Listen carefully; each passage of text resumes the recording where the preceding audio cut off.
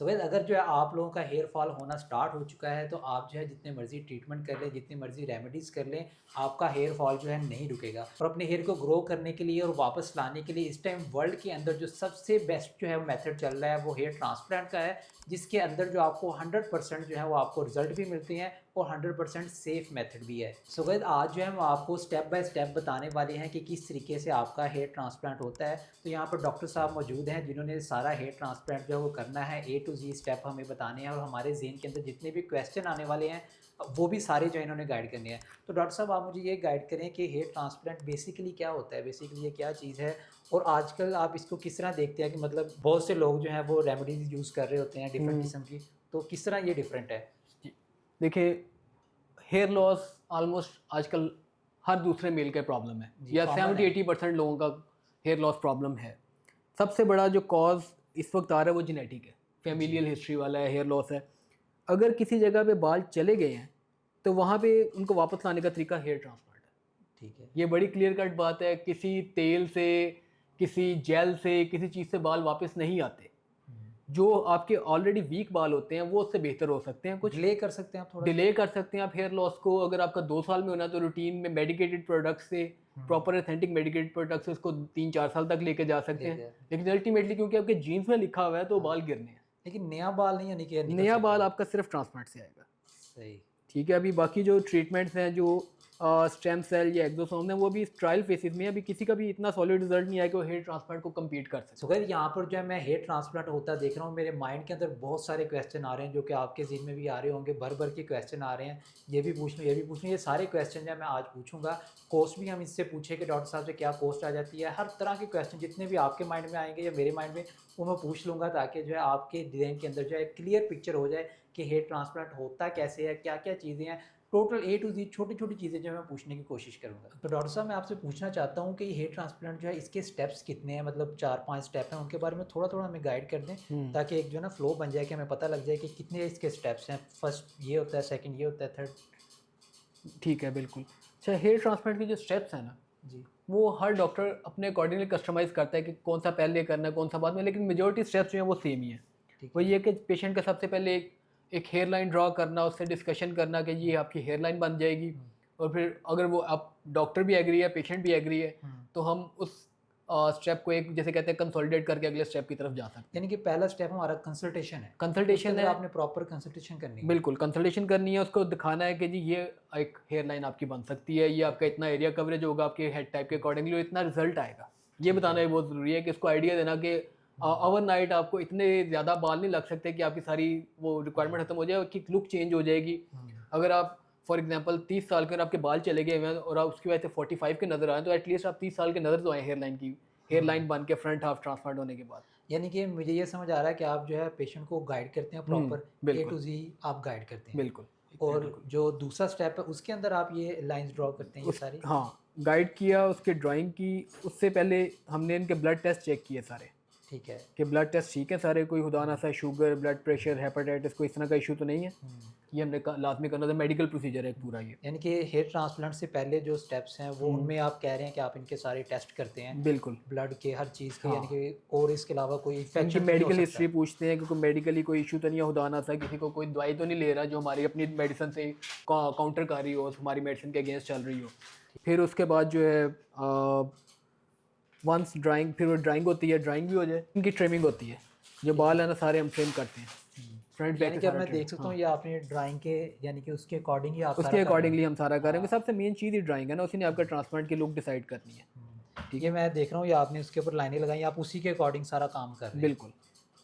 ठीक है। ठीक है, अब वो ट्रिम हो गया, फिर हमने फ्रंट पे ये प्रिक्स बनाने शुरू कर दिए। कुछ लोग बाल पहले निकाल लेते हैं हुँ, बैक से, हम हुँ। पहले फ्रंट पे प्रिक बना लेते हैं ताकि हमें आइडिया हो जाए हमें कितने ग्राफ चाहिए। ठीक है। उसके मुताबिक हम अपने ग्राफ निकालते हैं,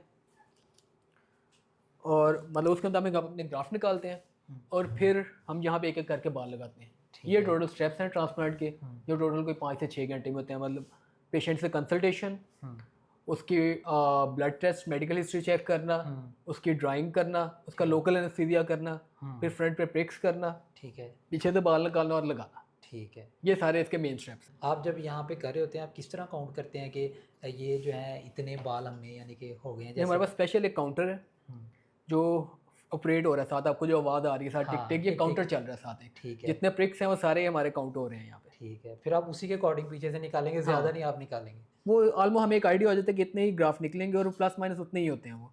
ठीक है। आप एक लेकिन जो प्रिक्स हैं ये टोटल काउंट होते हैं, इसलिए by the end of the day हम पेशेंट को ग्राफ्स बता देते हैं कि आपके ऑलमोस्ट इतने ग्राफ्स निकल आए हैं। जैसे अगर हमने किसी से 2500 कमिट किया तो हमारी कोशिश होगी हम 3000 निकालें। ठीक है, ठीक है, कोशिश हमारी पूरी होती है कि हम ज़्यादा ही निकालें, जो ज़्यादा हमारी ही लगाने कमिटमेंट है तक। उससे। ठीक है, अब हमने एक ड्राइंग कर दी, इनको दिखा दिया, ही इज़ एग्री कि ठीक है this is a good for him, उनके फेस के अकॉर्डिंगली हमने इनकी एक natural see here line draw की है। अब अगला स्टेप जो हम करने जा रहे हैं वो हम प्रिक्स बनाने जा रहे हैं। सही। जितने ग्राफ्ट सर ये जो हेयर लाइन है ये पेशेंट खुद चूज़ करता है? हम एक पहले टेंटेटिव एक हेयर लाइन इनको बना के दिखा, कुछ पेशेंट उससे थोड़ा सा नीचे करना चाहते हैं, कुछ पेशेंट्स एग्री होते हैं। तो ये एग्री की एक अच्छी बात है कि एक नेचुरल लुक लेना चाह रहे हैं, किस एंगल पे बाल ने निकलना है और क्या उसकी डायरेक्शन होगी, सबसे इंपॉर्टेंट काम ये वाला है। इनके नेचुरल डायरेक्शंस को ना जैसे हम ये फॉलो कर रहे होंगे अब। जी। ये देखें टोटल पेन लेता है जी। सलमान बताएं मुझे आप ज़रा, कोई पेन है?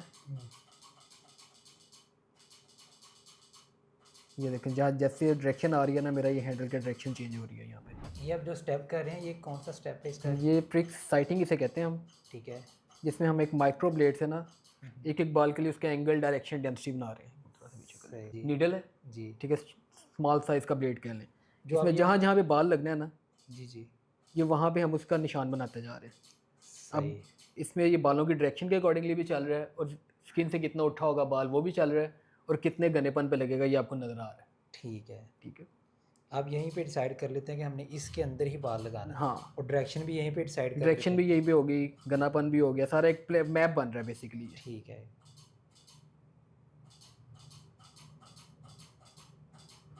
डिफरेंट लोगों में डिफरेंट होता है, उनकी स्किन टाइप के अकॉर्डिंगली है, बालों के टेक्सचर कैसे है, बालों की लुक कैसी है उसके अकॉर्डिंगली है, तो हम एक मॉनिटर करके बना रहे होते हैं ये पैटर्न जो है।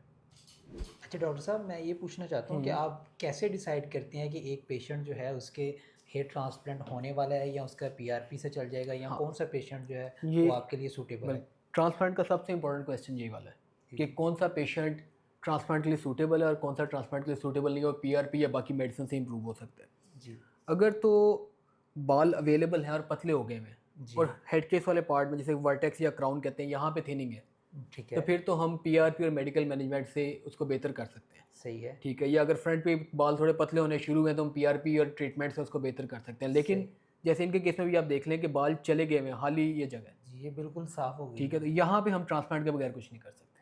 ठीक है। तो मेन यहाँ पे डिफरेंस ये आता है। ठीक है, सही। बट ट्रांसप्लांट का ये मतलब नहीं है कि आपके अपने बाल गिरने कम हो गए हैं।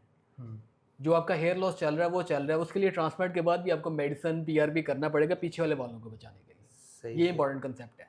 यानी कि जो पीछे से बाल गिर रहे हैं वो हाँ, गिरते रहेंगे, हाँ, उनके लिए आप मेडिसिन देंगे अलग उनके से? लिए मेडिसिन होगी ये बिल्कुल, जो आगे वाले पीआरपी आप लगाएंगे ये तो आएंगे ही। ये आएंगे इंशाल्लाह ताला। डॉक्टर साहब, मैं आपसे पूछना चाहता हूँ कि ये मेथड जो है इसमें कई मेथड आते हैं, ये एक ही मेथड है इसमें हेयर ट्रांसप्लांट का, ये ट्रांसप्लांट यही मेथड है या और नहीं, भी है? ट्रांसप्लांट के डिफरेंट मेथड्स हैं, ये बेसिकली दो मेथड्स होते हैं सही। जो कॉमनली आजकल यूज होते हैं। एक ये प्रिक्स करने वाला, ठीक है। एक वो जो नीडल डायरेक्ट इम्प्लांटर माइक्रो पेन होता है उसको डीएचआई कहते हैं। सही। अब किस पेशेंट में क्या यूज़ होना है ये हम पेशेंट की स्किन के अकॉर्डिंगली डिसाइड करते हैं। ठीक है। कुछ लोगों में ये बेहतर है, जैसे इनकी स्किन जिस तरह की है उसके अकॉर्डिंगली मुझे लगता है ये बेहतर है। अगर कि मुझे लगता है कि स्किन इम्प्लांटर से ज़्यादा अच्छा रिजल्ट आएगा तो हम इम्प्लांटर पे जाते हैं, वो ठीक है। माइक्रो इंजेक्टर टाइप पेन होता है। तो हर एक पेशेंट का डिफरेंट प्लान कर रहे होते हैं। ठीक है। इस टाइम जो वर्ल्ड में यानी कि सबसे लेटेस्ट चल रहा है वो ये प्रोसीजर ये दोनों लेटेस्ट हैं, यही सारी दुनिया में चल रही है, चाहे टर्की हो, अमेरिका हो, कनाडा हो, ठीक है। हर जगह पे ये दो टेक्निक ही चल रही है। डॉक्टर साहब, मैं आपसे पूछना चाहता हूँ कि इस प्रोसीजर को टाइम कितना लग जाता है? अगर आपके पास एक पेशेंट आता है उसने यानी कि अपना हाफ स्कैल्प या फुल स्कैल्प यानी कि जितने आप क्राफ्ट लगाना चाह रहे हैं मैक्सिमम क्वांटिटी में लगवाना चाह रहे हैं, तो उसमें कितना टाइम लग जाता ये है? एवरेज कोई 6 से 8 घंटे का प्रोसीजर होता है ऑन एवरेज। ठीक है, प्लस माइनस होता है, लेकिन मेजॉरिटी पेशेंट जो हमारे पास है ना वो 6-7 घंटे में इनका ट्रांसप्लांट हो जाता है। नहीं, इसमें अगर आप थोड़ा सा मुझे इस तरह गाइड करें कि एक स्टेप को कितना टाइम लगता है तो उस तरह आप इसको मैं आपको बताता हूँ, उसमें ये है कि जैसे ये लोकल एनेस्थीसिया जब पेशेंट आता है पहले हम उसकी ड्राइंग करते हैं, उसके डिस्कशन करते हैं ठीक है। कि ये इस तरह की हम हेयर लाइन बनाना चाह रहे हैं आपके केस में, सही। ठीक है, आपको ये सूट करते हैं, मतलब वो एक प्रॉपर कोई आधा पौना घंटा सारी एक डिस्कशन होती है जिसमें सारा ये प्रोसीजर होता है। उसके बाद पेशेंट की ट्रिमिंग होती है, ठीक है। लोकल एनेस्थीसिया होता है कोई 40-45 मिनट जिसमें ये सारा ऑल राउंड हेड सुन हो गया। ठीक है। उसके बाद ये साइड्स वाला प्रोसीजर है, तकरीबन 40 मिनट्स 50 मिनट्स का ये प्रोसीजर होता है। सही।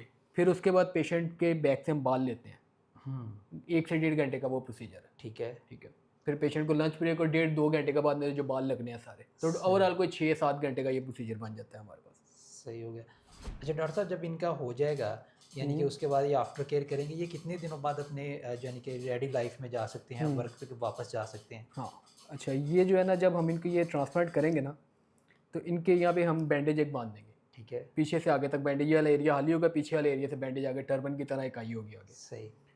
वो बैंडेज खुलती है 48 आवर्स के बाद, 48 घंटे के बाद। ठीक है। ठीक है। और ट्रांसप्लांट के बाद हम इनको मेडिसिन भी रिकमेंड करेंगे, एंटीबायोटिक, पेन किलर, सारी चीज़ें जो हैं। सही।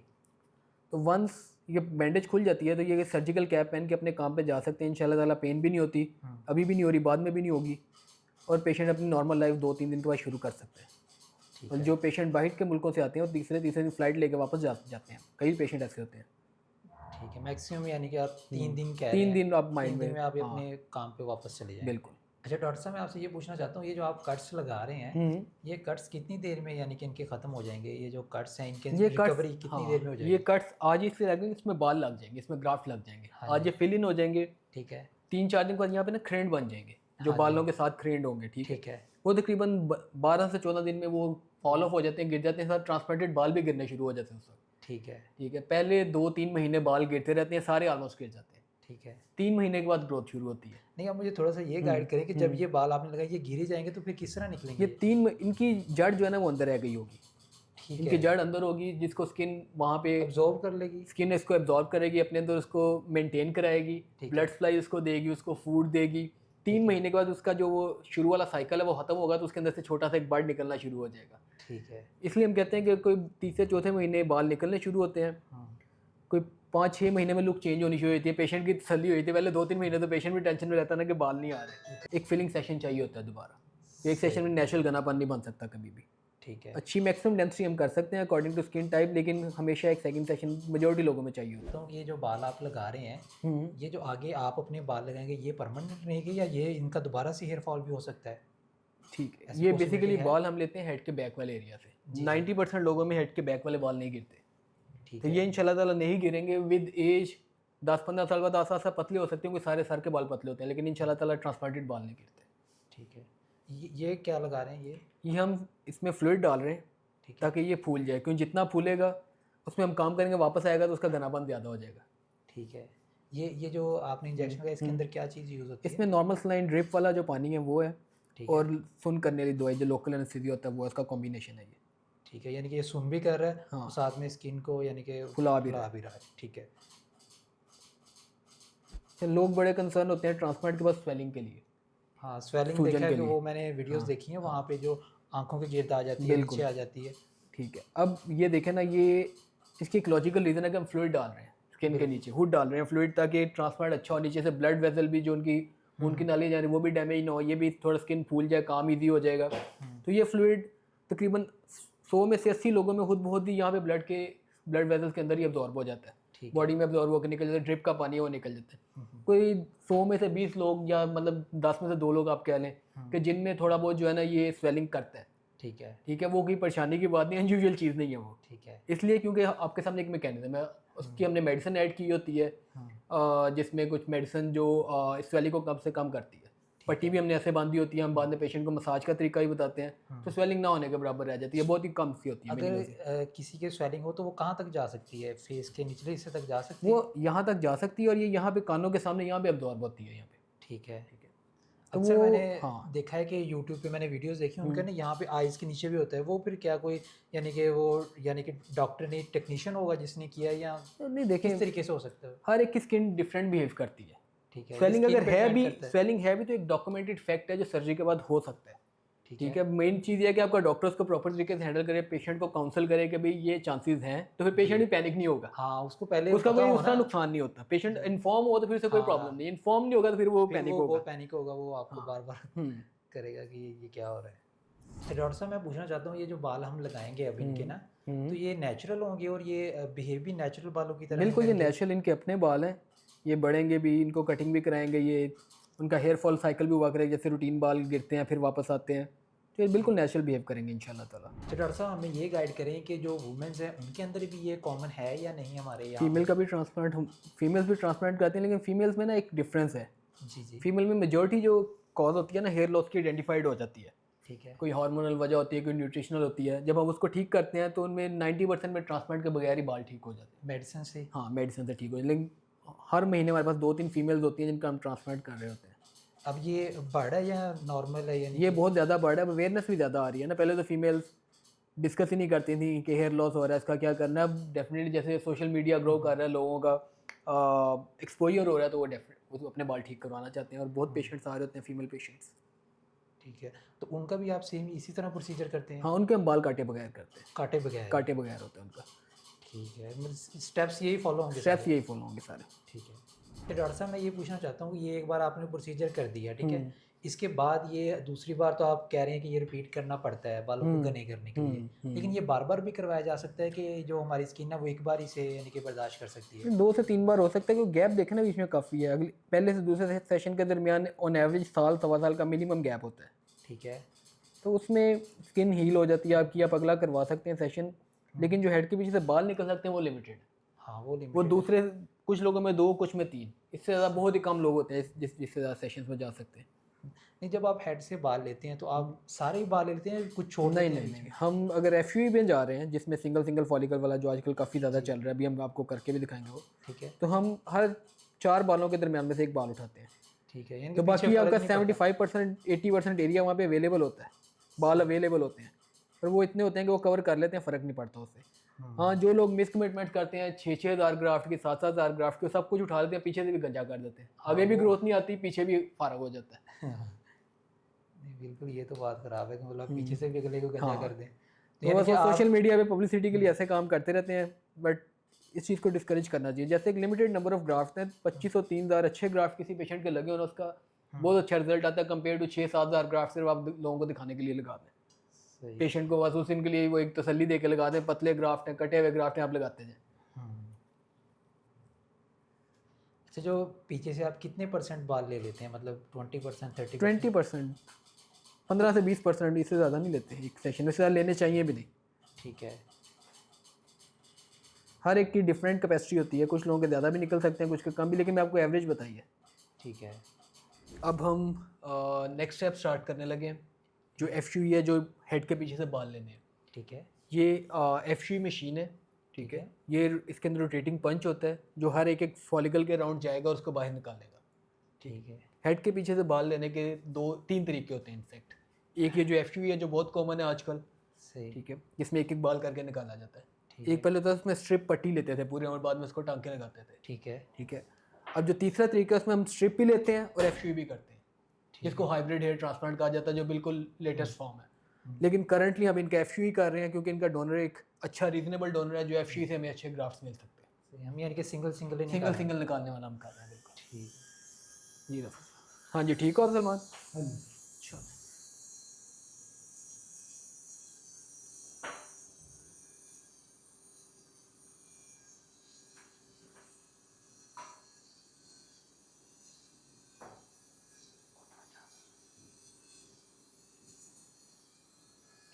अच्छा डॉक्टर साहब, पहले आप ये मशीन के साथ एक सुराख सा करते हैं, फिर उसके अंदर से फिर उसके अंदर से बिल्कुल जी हम ये पूरा ग्राफ्ट उठाते हैं। ये देखें जी, ये ग्राफ्ट है जिसमें 2 बाल हैं, इसके 2 रूट्स हैं। ठीक है। ठीक है। इसमें एक टाइप्स भी होती हैं बालों की, यानी कि 2 वाला, 1 हाँ, वाला? ये अब 2 वाला है ना, अभी और भी देखते हैं कोई डिफरेंट निकलते हैं हमारे पास। ये भी 2 वाला निकला है हमारे पास। ठीक ये है। 3 वाला दिखाएं जिनको, ये देखें, ये 3 हेयर ग्राफ्ट है। ठीक है। ठीक है, ये 2 ये वाला आपको साथ ही नज़र आ रहा है, मुझे तो नहीं नज़र आ रहा। ठीक है। इसके 3 बल्ब नीचे से नज़र आ रहे हैं ये। तो इस तरह डिफरेंट इनकी है, ज़्यादा अच्छे 2-3 वाले इनके ज़्यादा ग्राफ्ट हैं, 1 वाले कम हैं थोड़े से। तो हर एक पेशेंट का डिफरेंट होता है अकॉर्डिंग टू इस डोनर एरिया। ठीक है। हर पेशेंट पे यानी कि वेरी करता है कि उसके किस तरह के बाल निकलेंगे। हाँ, लेकिन मेजोरिटी के इस तरह ही 2-3 वाले, एक अच्छे डोनर एरिया जो एवरेज डोनर एरिया होता है उसमें 2-3 वाले ग्राफ्ट निकल रहे होते हैं ज़्यादा। मतलब एक ही जड़ के अंदर 2-2 3-3 बाल हैं। सही है। ठीक है। लेकिन आप इसको एक ग्राफ्ट काउंट हम इसको एक ग्राफ्ट कर, ये एक यूनिट है, ये एक ग्राफ्ट है पूरा। ठीक है। और आप इसको रिस्टोर कैसे करते हैं, मीन्स आप ये निकाल? सोल्यूशन हमने स्पेशल है उसमें रखा हुआ है ना। ठीक है। ठीक है, इसलिए मैंने पहले फ्रंट वाला कर लिया कि हमने फ्रंट पे प्रिक्स कर लिए। जैसे अब हम ग्राफ निकालेंगे, ये तकरीबन 1 से 1.5 घंटे में ग्राफ निकल आएंगे सारे। ठीक है। फिर हम साथ ही लगाने शुरू कर देंगे। इससे ये होगा कि ग्राफ जब बॉडी से बाहर कम से कम टाइम रहेंगे। नेचुरली इनके 7-8 घंटे की बॉडी से बाहर लाइफ होती है मिनिमम। ठीक है। आस्ता आस्ता फिर इनकी वो ग्रोथ परसेंटेज कम होती जाती है, लेकिन हमारी कोशिश होती है हम निकालने के विद इन 15-20 मिनट ही हम दोबारा लगाने शुरू कर देते हैं। मैंने देखा है कि ये साथ साथ लगा रहे हैं, यानी कि जिस एरिया पे आप कर रहे हैं हाँ, उस एरिया क्योंकि पे। वो डिज़ोल्व होता जाता है ना जिस्म के अंदर, हाँ, बॉडी में जाता जाता है। सही, यानी कि जो आप अप्लाई करें इसका भी कुछ टाइम टेबल है? ये क्लियर। साथ हर एक स्किन के अकॉर्डिंगली होता है, कुछ सॉफ्ट स्किन में जल्दी अब्जॉर्ब हो जाता है, जो थोड़ी हार्ड होती है उसमें थोड़ा टाइम ले लेता है। ठीक है। वो हर एक पेशेंट टू पेशेंट वेरी करता है, लेकिन ये अब्जॉर्ब होता जाता है साथ साथ। सही। अच्छा डॉक्टर साहब, मैं आपसे ये पूछना चाह रहा हूँ, अगर कोई बंदा जो है वो इंटरेस्टेड है हेयर ट्रांसप्लांट करवाने में, तो वो किस तरीके से अपना डॉक्टर चूज़ करे? क्या उसको जो है वो देखना चाहिए एक डॉक्टर के बारे में, एक क्लिनिक के बारे में, कि ये वाकई क्वालिफाइड हैं या नहीं? तो उसके बिल्कुल। बारे में गाइड करें। ये एक ऐसा क्वेश्चन है जो हर पेशेंट जो ट्रांसप्लांट करवाना चाहता है वो ये बात सोच रहा होता है, क्योंकि इस वक्त मार्केट में मैं बड़े एक जो एक हमारे पास एक फीडबैक आता रहता है, तकरीबन 90% क्वैक्स हैं, या वो डॉक्टर्स हैं जो खुद काम ही नहीं कर रहे। जैसे आपने देखा, करेक्ट मीनिंग। क्वैक्स मीन जो अताई डॉक्टर हैं जो देख देख के बन गए हैं, जो ठीक है। जिनके पास कोई मेडिकल में डिग्री भी नहीं है। ठीक है। ठीक है, उन्होंने सिर्फ किसी कहीं से काम देखा और उन्होंने हम्म। क्लिनिक बना के काम शुरू कर दिया। सही। ठीक है, या फिर उन्होंने ऐसे डॉक्टर्स को रख लिया जिनका नाम यूज़ कर रहे हैं, अंडर हैंड वो खुद काम कर रहे हैं। सही। तो आप वो देखें कि सबसे पहले वो डॉक्टर एमबीबीएस क्वालिफाइड है। ठीक ठीक है। है, उसने कोई एक स्पेशलाइजेशन की है डर्मेटोलॉजी में या प्लास्टिक सर्जरी में, या एक American board of hair restoration surgery है उसने वो की है। ठीक ठीक है, है। फिर वो hair restoration society of Pakistan का मेंबर है कि नहीं है, ये बहुत सही। इंपॉर्टेंट है, क्योंकि hair restoration society of Pakistan Pakistan की वाहिद एक सोसाइटी है जो हेयर ट्रांसप्लांट सर्जन्स को एक्रेडिट कर रही है, जो ठीक उनको है। रिकॉग्नाइज कर रही है कि ये लोग वाकई इनका ट्रेनिंग लेवल इसके अप टू डेट है कि ये हेयर ट्रांसप्लांट कर सकते हैं, और वो डॉक्टर खुद काम कर रहा है या नहीं कर रहा। जी बिल्कुल, तो ये ये। सारे फैक्टर्स आपने देखने हैं। आपने सिर्फ कोई 10-15 हज़ार कॉस्ट ऊपर नीचे नहीं देखनी, या किसी का कोई सोशल मीडिया पे बहुत अपने मशहूर हो गया है, वो डॉक्टर भी नहीं है। आप हमेशा ये देखें कि आप प्रॉपर डॉक्टर के पास जा रहे हैं, ताकि अगर साइड इफेक्ट किसी पेशेंट के हों तो वो उसको हैंडल कर सके, आपको एक अच्छा रिजल्ट दे सके आपकी मेडिकल हेल्थ के अकॉर्डिंगली, आपकी जनरल हेल्थ के अकॉर्डिंगली। आपने बाकी सारी चीज़ें देख के एक प्रॉपर एक आपका ट्रांसप्लांट प्लान कर सके। कस्टमर को प्रॉपर यानी कि वर्किंग करनी चाहिए अपनी एक टाइम प्रॉपर, लेके। हाँ बिल्कुल, एक प्रॉपर गाइडलाइन उसको फॉलो करनी चाहिए, उसको देखना चाहिए कि ये सारी चीज़ें हैं जैसे मैंने बताया, MBBS, hair restoration society of Pakistan, American board, plastic surgeon, dermatologist, तो ये सारी चीज़ें वर्किंग करके फिर पेशेंट सर्जन की रिप्यूट क्या है, सारी चीज़ें देख के उसको करना चाहिए। अच्छा डॉक्टर साहब, मैं ये पूछना चाहता हूँ, अगर कोई शख्स जो है वो देख रहा है कि मैंने अपनी सर्जरी करवानी है, ये हेयर ट्रांसप्लांट करवाना है, तो खुद को कैसे प्रिपेयर करे, किस तरीके से यानी कि अपनी पहले ही केयर शुरू कर दे कि मैंने करवाना है? उसमें 2 चीज़ें होती हैं, कुछ लोग तो बहुत जल्दी प्लान करना चाह रहे होते हैं, कुछ लोग अभी प्लान करते हैं यार हमने 3-4 महीने बाद या साल बाद करवाना है। ऐसे जो ही। तो जल्दी कर रहे हैं उनको तो फिर हम बाद में सर्जरी के बाद भी मेडिकेशंस बताते हैं कि आपने अपने बालों को कैसे बचाना है, जो आपके ऑलरेडी एग्जिस्टिंग बाल हैं, जो सर के ऊपर पहले से अवेलेबल हैं। ठीक है। और जो लोग अभी प्लान कर रहे हैं कि हमें 6 महीने साल तक करना है, तो वो फिर अपना हेयर लॉस मैनेजमेंट प्लान अपने डॉक्टर से मिलकर शुरू कर दें, जिसमें स्प्रेज होते हैं, मल्टीविटामिन्स हैं, पीआरपीज़ हैं, ठीक ताकि है। आपका हेयर लॉस कम से कम हो, ठीक है। और आपके जो ऑलरेडी बाल हैं वो ज़्यादा अच्छी लुक दे सकें। फिर जब उसमें ट्रांसप्लांटेड ऐड होंगे तो पहले से अच्छी लुक बहुत हो जाएगी। जैसा कि मैं देख रहा था आपका प्रोसीजर काफ़ी कॉम्प्लिकेटेड है, तो इसके अंदर कोई आपको साइड इफ़ेक्ट के चांसेस होते हैं? कोई हो सकता है साइड इफ़ेक्ट या नहीं? बिल्कुल। हेयर ट्रांसप्लांट एक प्रॉपर मेडिकल प्रोसीजर है। जी, जी। जब भी आप कोई मेडिकल प्रोसीजर करेंगे उसके साइड इफ़ेक्ट्स हो सकते हैं। जी। ठीक है? अगर कोई ये कहता है साइड इफ़ेक्ट नहीं होते, वो गलत बात करता है। हुँ। एक प्रॉपर क्वालिफाइड डॉक्टर से कराने का ये फ़ायदा है कि अगर साइड इफ़ेक्ट होंगे तो हैंडल कर लेगा। जी। कुछ minimum short term side effect होते हैं, कुछ लॉन्ग टर्म साइड इफ़ेक्ट्स हो सकते हैं। सही। जो शॉर्ट टर्म साइड इफ़ेक्ट्स हैं, वो ये है कि स्वेलिंग, जैसे हमने डिस्कस किया जी, कि कुछ स्वेलिंग रह सकती है कुछ दिन, ऑल्दो उसके लिए हुँ। हमने मेडिसिन ऐड की होती है, और हर किसी को नहीं होती वो स्वेलिंग। सही। ठीक है, पेन के लिए हमने ऑलरेडी मेडिकेशन हुँ। पेशेंट के प्लान में ऐड की होती है, जो हमने सर्जरी के बाद मेडिसिन उसको बतानी होती है। सही। पेशेंट को हमने देखा ड्यूरिंग सर्जरी भी पेन नहीं हो रही, और हुँ। आफ्टर सर्जरी भी इंशाल्लाह ताला नहीं होती। हुँ। उसके बाद कुछ ऐसे साइड इफ़ेक्ट्स आते हैं, जैसे अगले जब ग्रोथ फेज़ है जिसमें बाल निकलने हैं, हुँ, हुँ। उसमें कुछ दाने बन सकते हैं सर की स्किन पे, वो भी नॉर्मल चीज़ है। ठीक है। फिर कुछ अर्सा सर सुन्न रह सकता है, कुछ हफ्ते कुछ महीने, वो भी नॉर्मल चीज़ है। ठीक है।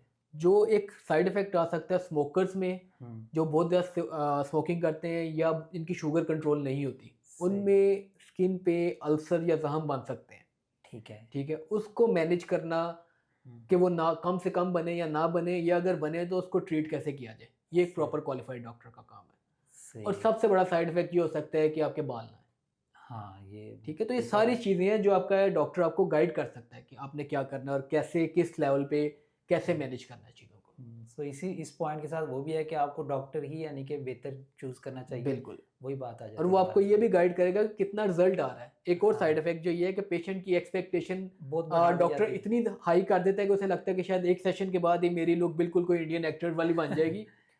हर पेशेंट का रिजल्ट डिफरेंट है। डिफरेंट है सही। उसके अपने डोनर जो सर के पीछे बाल है उसके अकॉर्डिंगली है। उसके अगर अकॉर्डिंग। उसके बाल कम हैं, पतले हैं, तो रिजल्ट कम आएगा, लेकिन डेफिनेटली पहले से लुक बहुत बेहतर हो जाएगी। मैं आपसे ये पूछना चाहता हूँ कि ये रिजल्ट्स जो है हमें एक्चुअल रिजल्ट जो होता है जब आपके फुल हेयर आना शुरू हो जाए वो कितनी देर बाद आते हैं? मीना आपने हमें थोड़ा सा गाइड तो किया था, हम्म, लेकिन इसको थोड़ा डिटेल में बता दें कि हम्म, किसी की एक्सपेक्टेशन जो है वो ज़्यादा हाई ना हो जाए, हम्म, ताकि आप एक प्रॉपर वे में गाइड कर दें कि इतनी देर में इतना रिजल्ट आपको आ सकता है और प्रॉपर 100% कब आएगा। बिल्कुल ठीक है।